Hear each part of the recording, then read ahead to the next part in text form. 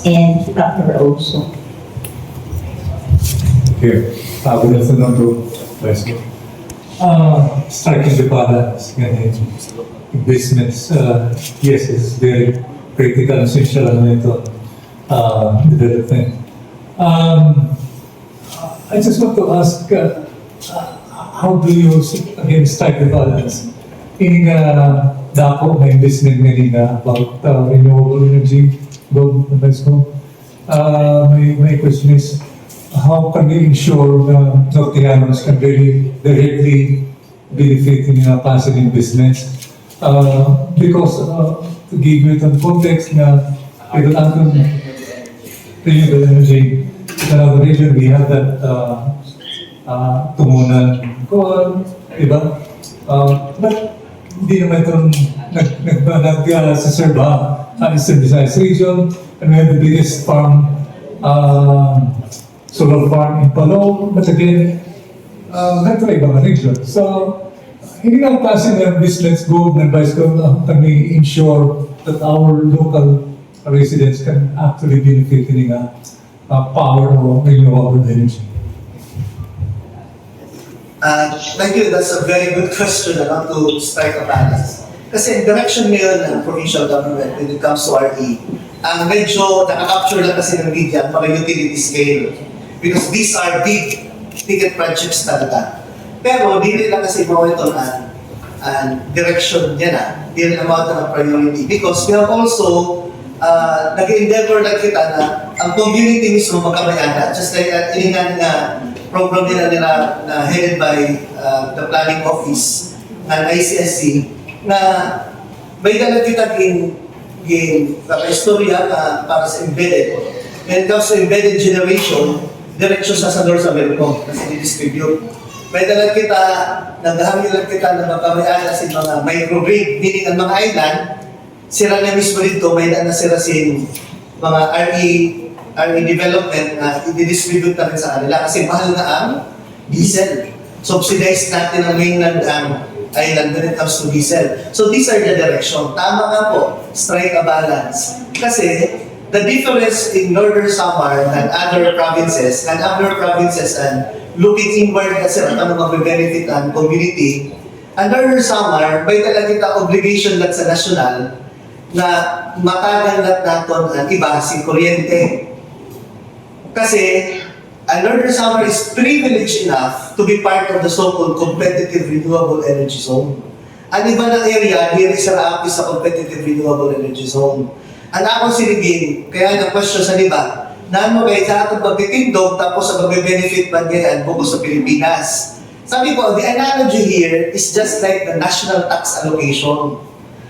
Kung ikaw-compute mo ang tax na hahatag sa Northern Samar, na mapaupo sa Northern Samar, compared to the budget given to us, ang disparity. Kaya mo sabihin, oh man, just kung gano'n ang setup, just like power also, gano'n ang magiging setup.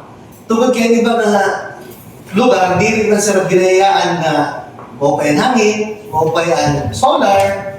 So, kita man natin mag-share sa natin man na resources. Pero di rin natin hihingalintan na may obligation kita towards the people of Northern Samar. Kaya natin, led by our PPDO, gipaplanuhan talaga si Mahupay na sabay ang utility scale, na sabay mo lang ang mga community-based na mga projects sa solar. Kaya natin, emphasize natin din ang embedded generation.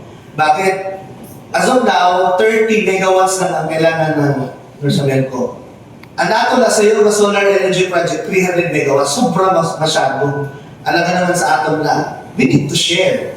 Just like they are sharing taxes to us, nabuti ba na nato na capture ng taxes, pag ibabalik sa aton through national tax allocation, may naliwat. So, ganun lang naman ang give and take ng situation sa Pilipinas. Because the commitment now is, by 2040, dapat 50% na ang renewable energy.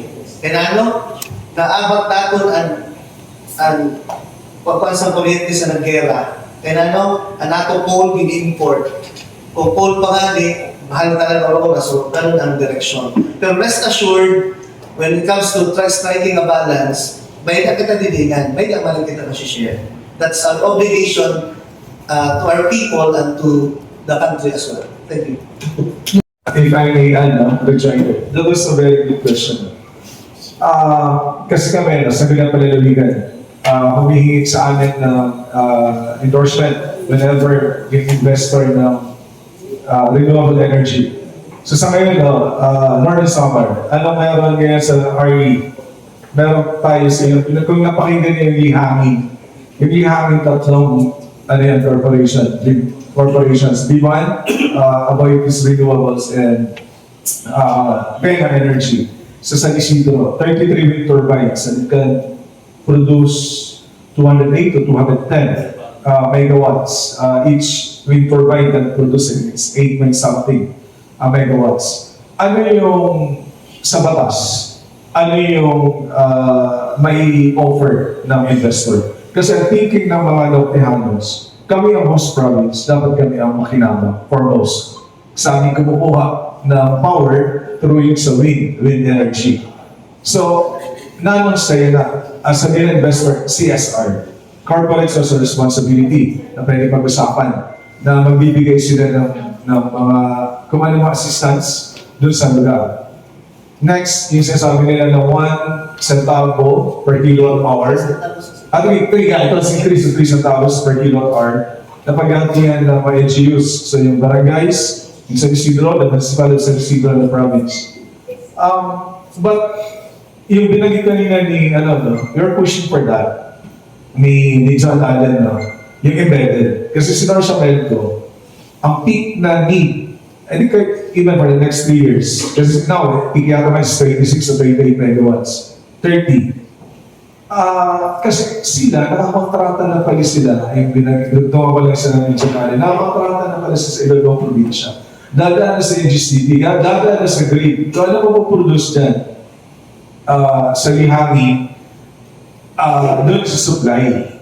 So, but as stated earlier, fortunate enough, kasi sa DOE wind map, I think Northern Summer is top 3 sa wind energy. So kaya tinitingnan talaga to. Meron lang papasok ngayon ng Gemini, but I think it's only isang poste sa atin, but part papunta Albayo, yung sa Gemini. Aside from that, may high doon si Evatec. And of course, yung solar, niran yan, solar in Bubon, solar farm. Yung embedded, sa batas kasi, sa APRA, parang, kasi inano namin, mag-separate supply agreement, bigyan ang Norcia Melco, direct, kung ano mapuproduce dyan, bigyan kami. Direct, di nagdadaan kay NGCP. Which when we ask sa Norcia Melco people, na nag-hearing kami sa Committee on Energy, it's incidentally chaired by Board Member Evelyn Chuan, sa GM, Headquarter Abilisman, na it can be done, kaya lang, under the sa APRA law, parang may limitations. And ito naman sa embedded, maximum is 10 megawatts. So, sa ngayon, yung sa Evatec, yung hydro ng San Isidro, it can produce 3.5. Si Ranyag, dito sa solar, it can produce 5, then sa Ramis din. So, yun ang tinitingnan namin, binabalansin namin. Kasi ang understanding ng public, ng Mulupyo, kami ang host province, dapat kami ang pinaka foremost, at dapat bumaba ang per kilowatt yung rate ng Northern Summer. So, mahirap ipaliwanag sa publiko yan kung ganun mangyayari na. But we understand because of APRA law, may batas. At of course, yung biology, binagin ni John Allen, yung napoproduce dito, for the whole, for the benefit of the country. So, yun ang situation sa RE sa ngayon. And we have, with Congress, they can amend the APRA law, but still, kumandaan APRA law, yun ang masusunod natin sa ngayon. When it comes to dahil talaga sa National Grid Corporation of the Philippines, NGCP. Thank you.